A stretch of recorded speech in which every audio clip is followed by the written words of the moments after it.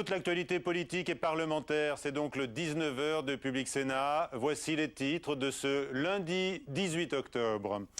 Les risques de blocage du pays par manque de carburant, malgré les assurances officielles, la pénurie gagne les stations. Les préfets des Ardennes et de la Marne demandent ainsi aux automobilistes de limiter leurs déplacements. Autre volet de la radicalisation sociale, la violence aux portes des lycées sous l'effet des casseurs, scène de guérilla urbaine dans plusieurs villes de France, notamment à Nanterre, Nantes et à Lyon. Pendant ce temps-là, les débats se poursuivent au Sénat sur la réforme des retraites, mais le vote solennel n'interviendra pas avant jeudi au mieux, alors que la gauche met en garde contre une accélération forcée du calendrier. Nicolas Sarkozy, lui, répète à Deauville il y a quelques instants que la France mettra en œuvre cette réforme essentielle. Et puis notez dans ce journal, nous recevrons Dominique Leclerc, le rapporteur du texte en débat actuellement, le sénateur socialiste de Paris, David Assouline, et puis le responsable de la CFDT Transport, Patrice Huard. À la veille d'une nouvelle journée d'action, le conflit sur les retraites monte d'un cran. Les routiers sont entrés en action, bloquant à leur tour des dépôts de carburant, alors que les raffineries sont toutes paralysées. Le point sur la situation ce soir, Aurélien Romano. Opération escargot, blocage, action coup de poing, les routiers savent faire. Ils viennent aujourd'hui rappeler que la réforme des retraites ne se fera pas sans eux. Blocage en région parisienne ce matin, opération péage gratuit dans le Nord. Ces actions se multiplient à l'heure où les Français ressentent fortement les signes de pénurie de carburant, contrairement aux propos rassurants du gouvernement. Donc les formes d'action, c'est blocage de raffinerie, blocage de ronds-points, d'autoroutes, opération escargot, zone industrielle. Ça, c'est là-dessus que nous avons ciblé donc, nos actions. Des actions qui s'ajoutent à une situation critique. 11 des 12 raffineries françaises sont à l'arrêt. Des dizaines de dépôts de carburant sont bloqués par des grévistes ou des routiers. Résultat, des centaines de stations-service sont à sec, 1500 précisément selon l'Union des importateurs indépendants pétroliers. Une pénurie qui a contraint cet après-midi les préfets des Ardennes et de la Marne à demander aux automobilistes de limiter leurs déplacements. Les pompes encore en service sont prises d'assaut. Les automobilistes sont prêts à patienter dans de longues files d'attente quand ils trouvent enfin la pompe réapprovisionnée. J'en suis à la 8e station là. 8e station. Certaines stations ont la chance d'être livrées en carburant, comme celle-ci à la Porte de Saint-Cloud à Paris. Mais la situation générale est loin de s'améliorer à la veille de la journée de mobilisation nationale. Voilà pour la situation donc sur le front des carburants. Le blocage des lycées, lui, a repris avec des incidents de plus en plus nombreux, dégradations, affrontements, violences. Le préfet des Hauts-de-Seine évoque ainsi des scènes de guérilla urbaine provoquées par 250 casseurs. Donc aujourd'hui à Nanterre, la situation a dégénéré également à Nantes, à Évry ou Lille. À Lyon, plusieurs voitures ont été brûlées, d'autres endommagées sur le parcours d'une centaine de lycéens. Une réunion de l'intersyndicale des syndicats salariés, mais aussi des syndicats lycéens et étudiants, a été organisée ce soir au siège de la CGT.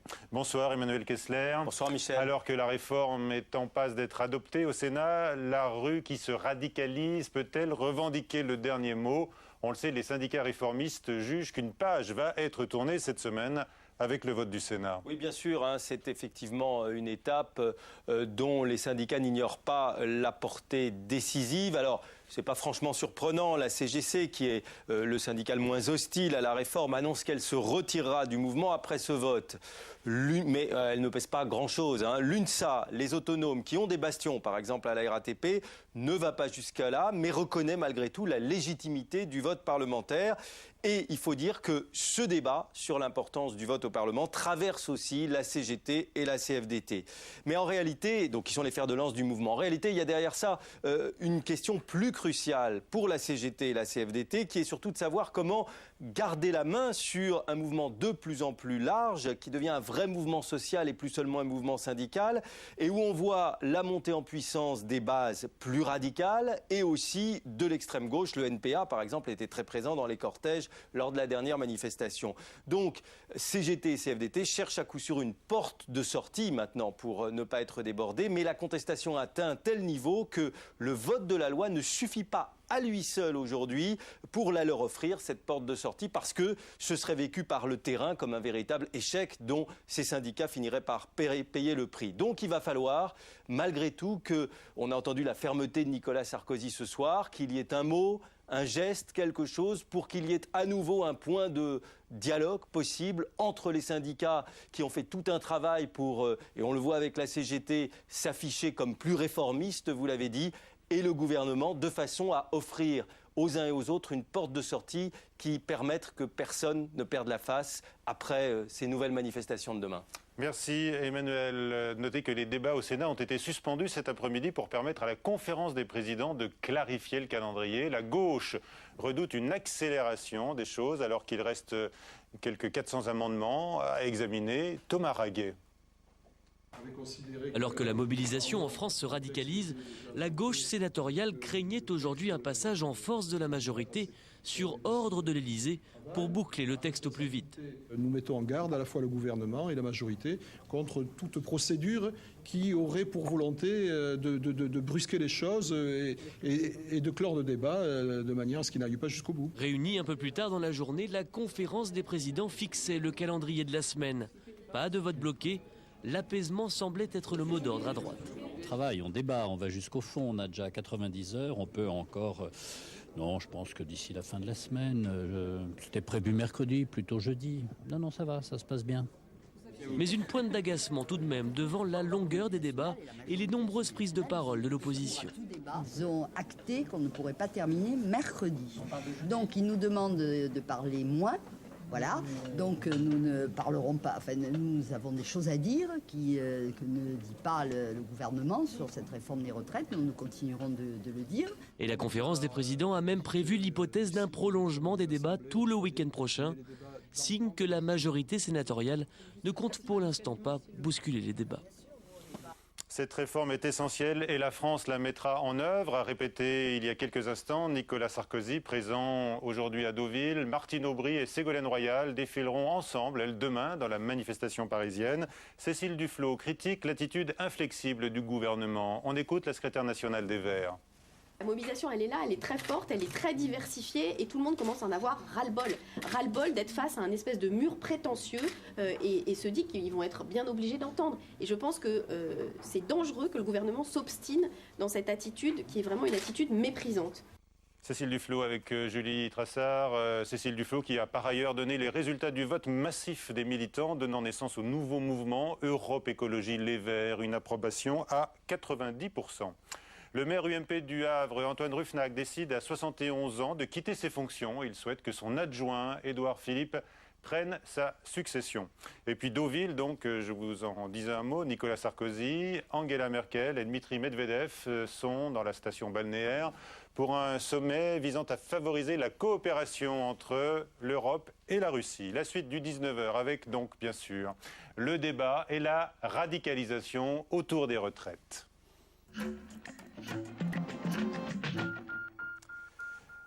Nos invités, Dominique Leclerc, sénateur UMP d'Indre-et-Loire, rapporteur du projet de loi sur les retraites. Bonsoir. Face à vous, celui que vous voyez beaucoup, que vous côtoyez, que vous affrontez souvent dans l'hémicycle, David Assouline, sénateur socialiste de Paris. Et Patrice Huard est également avec nous de la CFDT Transport. Bonsoir, monsieur Huard. Je vous pose tout de suite la première question.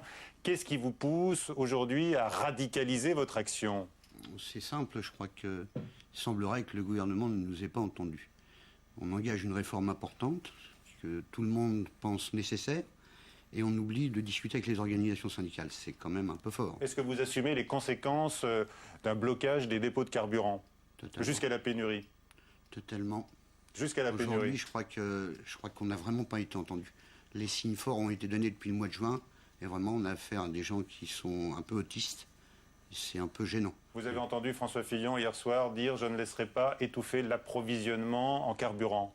On n'en est pas là. On n'est pas en train d'étouffer complètement la France. Il ne faut pas non plus exagérer. Bon, mais vous assumez le risque de pénurie, vous l'avez dit. Oui. Dominique Leclerc, votre réaction à ce discours syndical J'entends dire que le gouvernement ne veut pas négocier plusieurs choses. La discussion sur les retraites dure depuis un certain temps. Il existe des instances où les uns et les autres se retrouvent, et notamment les partenaires sociaux. Bon, à partir de ça, le gouvernement a proposé des mesures qu'on peut qualifier d'urgence. Et dans ces mesures, il y en a qui sont incontournables. Alors, à un moment où les uns disent 60-62 ans, c'est la base de la réforme, et que les autres arrivent en face en disant on ne bougera pas de 60 ans, il est très difficile d'avoir une négociation. Et c'est pour ça qu'il a été dit qu'il y a eu des consultations, elles durent depuis un certain temps. Là, vous avez un responsable de la CFDT Transport en face de vous. Vous lui dites que le temps n'est plus ni même aux consultations et encore moins à la négociation. Oui, monsieur dit qu'aujourd'hui on ne peut rien discuter. Moi je dis que devant l'urgence, la mesure la plus adéquate qu'on retrouve chez nos voisins et qui est en termes d'intérêt essentiel, cette mesure d'âge 60-62 ans, j'y reviens, n'était pas a priori, ne faisait pas partie de la discussion. Par contre, on le sait, il y avait beaucoup, je crois, de possibilités autour de cette mesure d'âge, possibilités pour améliorer le texte. Et là, je crois qu'il y a un malentendu. Alors, David Assouline, la radicalisation s'accompagne de violence, on le voit en marge des manifestations lycéennes. Est-ce que vous reconnaissez le danger ce soir ? Depuis la semaine dernière, on voit bien que la fermeture de Nicolas Sarkozy et du gouvernement, cette fin de non-recevoir, malgré des démonstrations syndicales pacifiques, massives, démocratiques, manifestations de rue, droit de grève qui existent dans notre Constitution. Mais aujourd'hui, avec beaucoup de violence, l'intervention des casseurs, notamment aux portes des lycées. Ce que je vous dis, c'est que malgré tout cela, malgré le fait qu'encore ce matin, on nous dit dans Le Parisien, 7 Français sur 10, malgré toutes les explications du gouvernement, campagne de communication, le débat a eu lieu, ils ont pu s'expliquer, beaucoup plus que nous d'ailleurs, sur toutes les ondes. Cette fin de non-recevoir est une vraie provocation du gouvernement. On a rarement vu un gouvernement rester si fermé, y compris en 2003. Il y a eu des discussions, il y a eu même... Et c'est cela aussi, c'est l'accumulation. À l'époque, il y a un syndicat qui avait accepté en contrepartie une augmentation de cotisation, de durée de cotisation, en contrepartie de la pénibilité.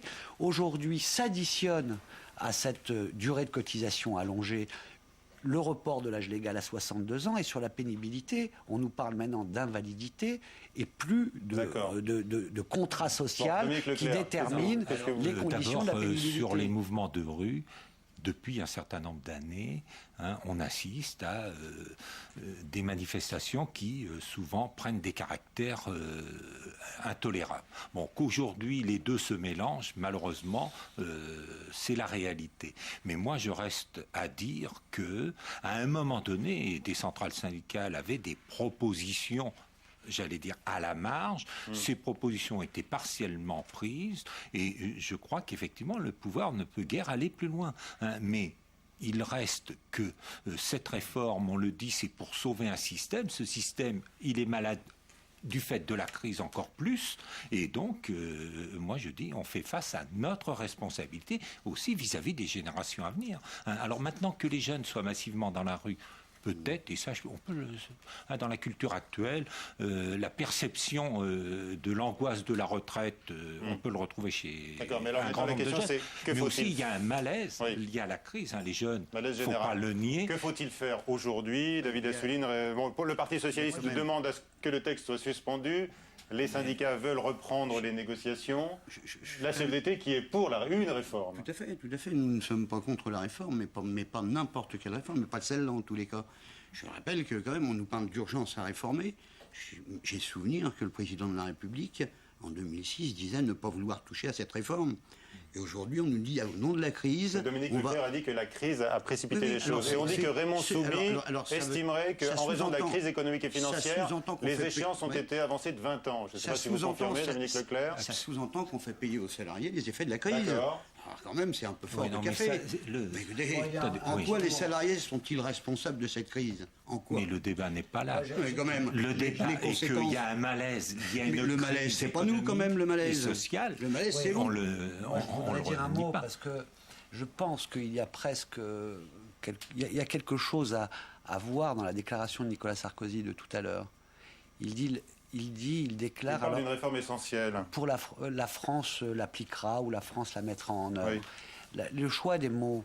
Voilà un président, alors qu'il y a eu 5 manifestations, qu'il y a un mouvement profond, qui ne prend pas la parole pour parler aux Français, mais qui dit à qui? Aux agences de notation, au marché financier, la France le mettra en œuvre. En réalité, c'est l'objectif de cette réforme. La précipitation, c'est qu'à un moment donné, on ne regarde pas la France telle qu'elle est, on ne veut pas discuter avec les syndicats parce qu'on est sous le couperet, sous la mainmise, sous le diktat des marchés financiers, de leurs agences de notation. Et ça explique pourquoi. Une chose simple que disent les syndicats et que nous disons, bien entendu, il faut réformer. Oui, il faut trouver 45 milliards d'ici 2025. Mais pourquoi vous n'allez pas chercher du côté des revenus du capital une contribution, et pourquoi c'est 90% encore sur les salariés qui ne y sont pour rien dans cette crise et qui la subissent déjà dans toute leur vie quotidienne. Sur le fond de l'obligation de réforme, je participe à certaines instances. Là, je peux vous dire que tout le monde est d'accord, et même sur certains... Non, mais sur la préconisation des mesures.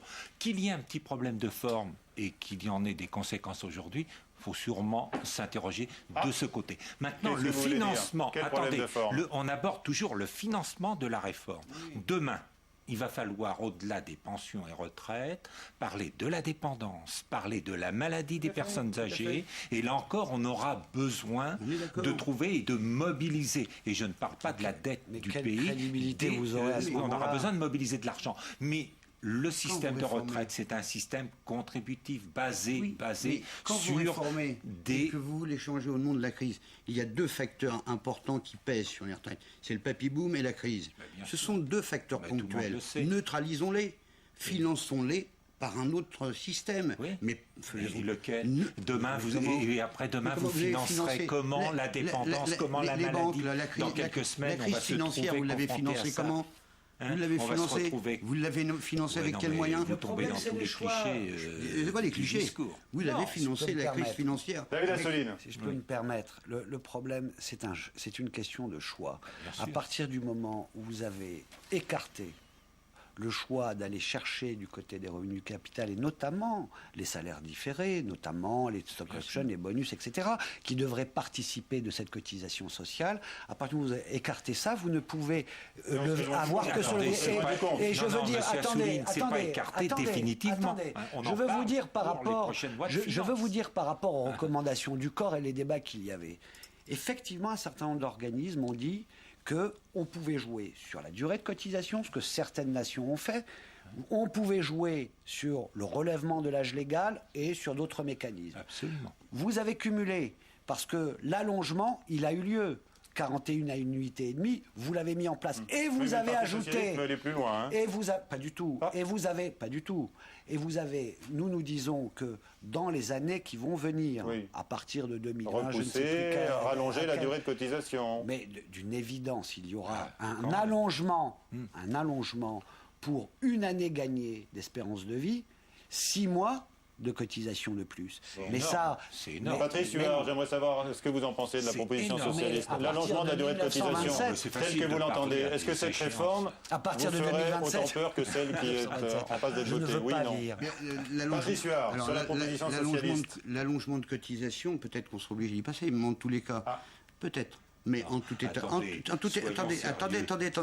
tout état de cause quand même, il y a quand même pour certains corps de métier la pénibilité à retenir, et on ne peut pas traiter tout le monde de la même manière. Je suis dans un secteur qui est le transport routier. Est-ce que vous voyez, sincèrement, les gens qui vont livrer dans les villes, les conducteurs livreurs, c'est mon métier. Est-ce que vous les voyez à 65 ans courir comme des lapins derrière leur camion? Il n'est pas question de 65 ans, vous le savez très bien. Ceux qui n'ont pas des carrières complètes, je suis désolé. Et même, est-ce que vous les voyez à 60 ans, à 62 ans? Franchement. Vous avez déjà monté dans un camion? Vous avez déjà sauté comme un lapin dans un camion?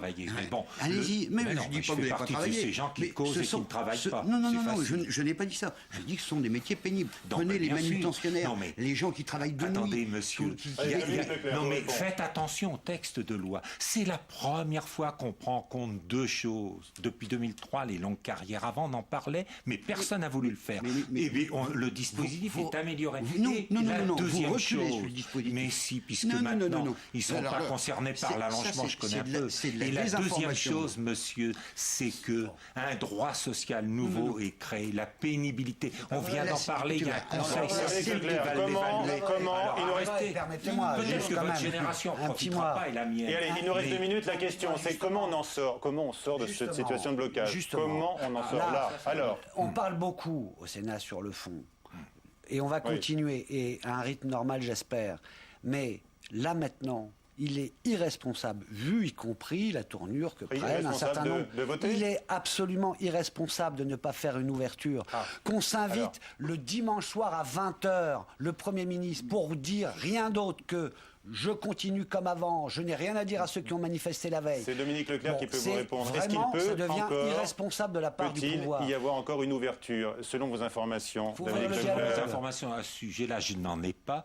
Au-delà des 60-62 ans, qui est, je le répète, un socle, je pense qu'il y a toujours la possibilité. Mais elles seront, si je vous écoute, et c'est vrai, jamais suffisantes. Mais d'un autre côté, écoutez bien, on a réfléchi, puisqu'on a publié un rapport co-signé par la majorité, et l'opposition de la Commission proposait 63 ans et 43 ans.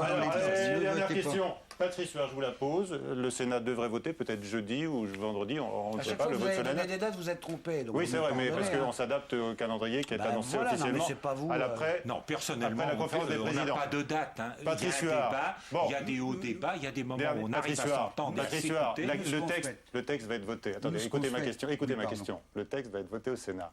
Est-ce qu'ensuite, il y aura une page nouvelle va s'ouvrir? Est-ce que vous allez finalement accepter le vote du Parlement? Aujourd'hui, on a appelé à des manifestations. Demain, on appelle à des grèves. On souhaite que le Sénat ne vote pas cette loi. Et on souhaite que le Sénat prenne le temps. Vous avez des partenaires sociaux qui existent. Prenez le temps de discuter avec eux. Je suis désolé, que ce soit la CGT, la CFDT, les grandes organisations syndicales, elles sont toutes d'accord. Vous n'avez jamais accepté. Allez, messieurs, question du nouvelobs.com, notre partenaire, écoutez bien. Craignez-vous la radicalisation du mouvement social? On regarde les réponses. Sur le nouvelobs.com, vous répondez oui à 57% et non à 40%. Débat à suivre et on continue de le suivre de très près. Merci à tous les trois d'avoir participé à ce journal. Dernière page du 19h. Les Français fument de plus en plus. L'échec des campagnes de prévention.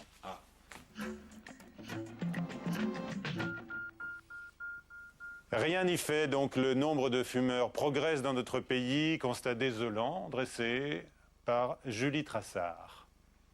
Le paquet coûtera près de 6 € le mois prochain et on ne peut plus fumer ailleurs qu'en terrasse. Mais ça ne suffit pas à décourager les accros. Au contraire, plus d'1 Français sur 4 fume régulièrement et ce chiffre est en augmentation. Il a pris 2 points en 5 ans. Pour la ministre de la Santé, Roselyne Bachelot, cette hausse s'explique en partie par une plus forte consommation chez les femmes et en partie par la crise. Pratiquement 50% des chômeurs sont fumeurs et à l'évidence, la crise, l'augmentation du chômage a eu un effet sur l'augmentation de la consommation du tabac.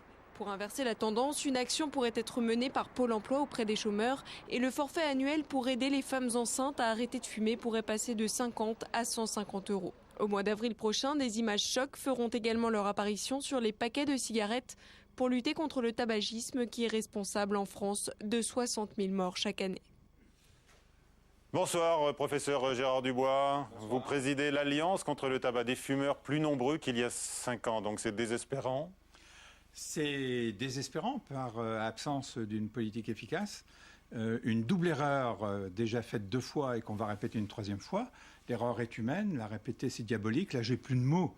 En effet, une augmentation de 6% c'est insuffisant. Et donc l'industrie du tabac, pour la 3e fois, va obtenir du gouvernement une augmentation insuffisante pour être dissuasive. Mais pire, la 2e erreur, c'est qu'il faudrait faire une augmentation des taxes. À ma connaissance, l'assurance maladie est exsangue, on cherche de l'argent partout, on diminue les remboursements. il faut savoir qu'une bonne partie des taxes sur le tabac va à l'assurance maladie. Oui. Et bien là, plutôt que d'augmenter les taxes, on augmente les prix industriels et donc ce sont les profits des cigarettiers qui vont augmenter. Le prix ne fait pas tout, parce que les prix cigarettes fait ont beaucoup. Le prix des cigarettes a augmenté ces dernières années. Le prix des cigarettes a augmenté de manière importante et de façon dissuasive en 2003-2004 avec un remarquable succès. Le premier plan cancer a été une immense victoire, suivi malheureusement de la signature d'un armistice du Premier ministre qui pendant 4 ans n'a pas augmenté ni les prix industriels ni les taxes. Et en 2007 et en 2009, on a eu une augmentation des prix industriels à la demande des cigarettiers, augmentation insuffisante pour avoir un impact sur les ventes. Très bien ce que vous montrez du doigt. Roselyne Bachelot, elle a regardé les chiffres et dit que les chômeurs fument particulièrement. Donc elle estime que c'est un peu l'effet de la crise. Comment est-ce que vous savez? Il y a 10% de fumeurs en France. Pour augmenter la consommation totale de 2%, c'est ce qui est à peu près constaté, il faudrait que les chômeurs augmentent leur consommation de 20%, ce qui n'est pas le cas. Donc en fait, c'est vrai que les chômeurs fument plus pour 2 raisons. C'est que le stress du chômage, au même titre que le veuvage ou au même titre d'autres stress, peut augmenter le tabagisme. Des anciens fumeurs peuvent se remettre à fumer. Les fumeurs peuvent augmenter leur consommation. Mais d'un autre côté aussi, les fumeurs sont plus souvent licenciés. Les employeurs licencient plus facilement les fumeurs qui ont un moindre rendement et au tabac peuvent être associés d'autres dépendances. Mais ça n'est pas l'explication. Je crois que Mme Bachelot, qui a voté la loi Evin et donc connaît bien les problèmes du tabagisme, a dit clairement qu'elle était partisan d'une augmentation des taxes sur le tabac, mais elle n'arrive pas à avoir gain de cause auprès du gouvernement. On préfère accéder et, j'allais dire, se coucher devant l'industrie du tabac et finalement suivre exactement l'industrie du tabac. C'est l'industrie qui demande une augmentation de ses prix et elle l'obtient 1 fois, 2 fois, 3 fois. 3 fois, nous disons qu'on va à l'échec. Depuis 2005, il n'y a pas de baisse de la consommation de tabac en France. Nous sommes en situation d'échec. C'est un échec qui était programmé, voulu politiquement au plus haut niveau de l'État. Carrément. Oui. Pour des raisons économiques. Autant la première fois, on peut se dire, bon, c'est une erreur. La deuxième fois, ça devient une connivence. La troisième fois, encore une fois, j'ai plus de mots, c'est une collaboration. Ah oui. Mais je veux dire, l'État n'est pas responsable, et l'exécutif non plus, de la forte progression de la consommation chez les femmes, par exemple. Alors, il faut savoir que quand vous analysez sur un échantillon des petits sous-groupes, vous pouvez avoir des variations aléatoires, multiples et diverses. Et quand on est un bon statisticien, un bon épidémiologiste, on se garde de faire ce type de comparaison. Globalement, la consommation a augmenté de 1,8%. C'est ça qu'il faut regarder. C'est ce qu'on avait à peu près prévu. On s'y attendait. C'était déjà le cas en 2009. Il y avait une légère augmentation. On l'avait annoncé, on l'avait prévu. Ça s'est produit. Là, c'est à nouveau la même chose. Une politique insuffisante n'a pas d'effet. Elle est voulue au plus haut niveau de l'État. Le ministère du Budget le désire complètement. Il faut une augmentation répétée et dissuasive. C'est pas moi qui le dis, c'est la Banque mondiale. La Banque mondiale a bien étudié le sujet. Quand on augmente les prix de 10%, quand le prix payé par les fumeurs augmente de 10%, le marché baisse de 4%. Donc, le ministère de la Santé devrait être content, la consommation baisse. Pour chaque million de cigarettes dont on évite la consommation, on évite un décès. Le ministère du Budget gagne plus d'argent. Si le prix augmente de 10%, la consommation baisse de 4%, il gagne 5,6% de plus. Il y en a un qui fait la tête, c'est le cigarettier, puisque son marché diminue. Donc là, on a préféré favoriser l'industrie du tabac. Les fumeurs vont en payer le prix. Bon, vous allez quand même continuer à faire vos campagnes d'information auprès du grand public, mais vous allez surtout essayer de peser sur le gouvernement et sur le prochain ministre de la Santé. Le ministre de la Santé est parfaitement convaincu. Le problème, c'est qu'au-dessus, notamment le ministère du Budget est au-dessus, eh bien, on voit très bien que l'on n'est pas convaincu et on privilégie les intérêts financiers de l'industrie du tabac au détriment de la santé des Français. Voilà pour cette accusation que vous portez. C'est une accusation parce que ça fait la 3e fois. Et je crois que là, maintenant, les choses sont claires. Pendant 2 fois, il n'y a pas eu de baisse et c'était voulu. La 3e fois, nous aurons les mêmes résultats. Très bien. Merci beaucoup, professeur. À 22h, bien sûr, le prochain journal de Public Sénat avec Sonia Mabrouk. L'information en permanence sur le fil publicsénat.fr et puis sur LCP, Assemblée nationale. Tout de suite, tout dépend d'eux avec Yves Gégaud. Bonsoir à tous.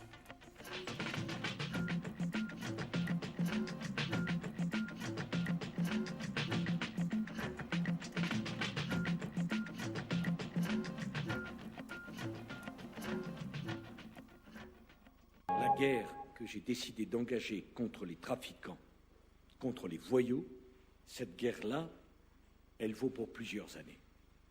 Elle dépasse de beaucoup la situation d'un gouvernement, d'une majorité ou d'un parti. C'est une guerre nationale. Nicolas Sarkozy aime les métaphores guerrières et semble être reparti au combat pour 2012. Mais quelles sont les armes rhétoriques de ce nouveau combat? Sont-elles les mêmes qu'en 2007? Et comment répond-il aux critiques qu'il suscite? Toutes les réponses cette semaine dans Déshabillons-les. Déshabillons-les démêle le fond de la forme en revenant sur les mots et les images qui ont marqué l'actualité. Mardi à 22h30 sur Public Sénat.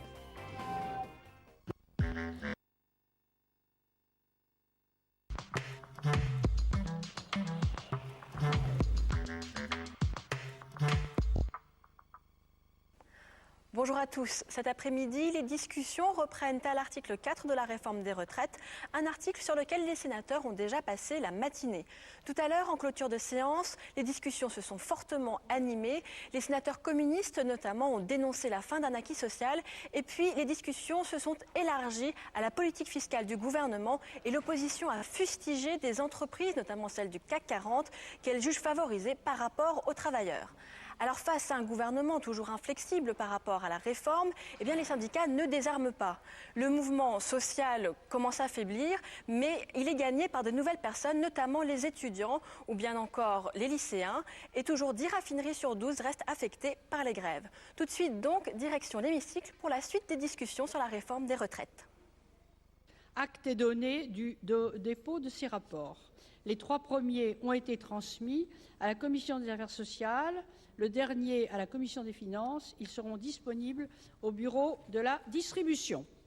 Mes chers collègues, nous reprenons la discussion du projet de loi adopté par l'Assemblée nationale après engagement de la procédure accélérée portant réforme des retraites. Dans la discussion des articles, nous sommes parvenus aux explications de vote sur l'amendement numéro 1172 au sein de l'article 4. Madame Brunet a demandé la parole. Oui, Madame la Présidente, je voudrais faire un rappel au règlement sur la base de l'article 36 du règlement de l'Assemblée, s'il vous plaît. Madame la Présidente, Monsieur le Ministre, Mesdames et Messieurs, le 8 juillet 2009, une intervention policière violente conduisait à la perte d'un œil par un manifestant victime d'un tir de flashball en plein visage. L'enquête menée par la Commission nationale de déontologie de la sécurité a montré l'irrespect du cadre légal d'utilisation des flashballs, l'irrespect de la doctrine d'emploi technique de cette arme et a conduit à des sanctions disciplinaires pour le policier en cause. Le 30 avril 2010, dans ma ville, à nouveau, une voiture de police est intervenue de façon violente au milieu d'une fête de quartier et un policier a menacé d'un flashball des femmes et des enfants qui faisaient la fête sur la place de ce quartier. Ce matin, pour la 3e fois en un an, à 9 h, alors que des lycéens bloquaient l'entrée de leur lycée avec des poubelles, ce n'est pas bien, j'en conviens. Une intervention policière a eu lieu, qui n'a pas été conduite par les policiers du commissariat local qui connaissent bien ces jeunes, mais par une compagnie républicaine de sécurité qui venait d'évacuer un gros squat dans la ville. Lacrymogènes, fumigènes, et puis, en toute incompréhension, des tirs de flashball et un enfant blessé encore au visage ce matin, un enfant de 16 ans avec 3 fractures sur le visage. Alors j'ai bien compris que vous cherchiez à faire porter sur la gauche la responsabilité de troubles que votre aveuglement et votre surdité seuls expliquent. J'ai bien compris que vous étiez en difficulté face à la rue et face à la légitimité démocratique des manifestations. Monsieur le ministre, on pourrait comprendre, on pourrait tomber d'accord sur le fait que c'est d'abord aux adultes de lutter pour leur retraite. On pourrait tomber d'accord sur le fait que ce sont là des préoccupations bien lourdes pour des jeunes adolescents. Mais je vous pose la question en vous montrant la balle reçue par ce jeune de 16 ans. Le pouvoir est-il à ce point fébrile qu'il en soit réduit à ce genre de provocation? Que vaut donc un pouvoir politique et quelle est sa légitimité quand il en est réduit à tirer sur ses enfants?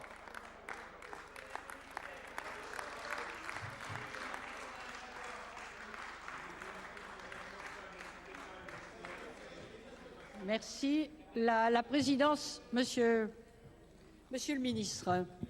Madame la Présidente, Madame la Sénatrice, moi d'abord je ne lancerai pas d'accusation sans savoir exactement ce qui s'est passé. Donc j'imagine que les services du ministère de l'Intérieur auront à cœur de dire ce qui s'est passé. Deuxième point, je salue la responsabilité, le professionnalisme et le sang-froid des forces de l'ordre en France.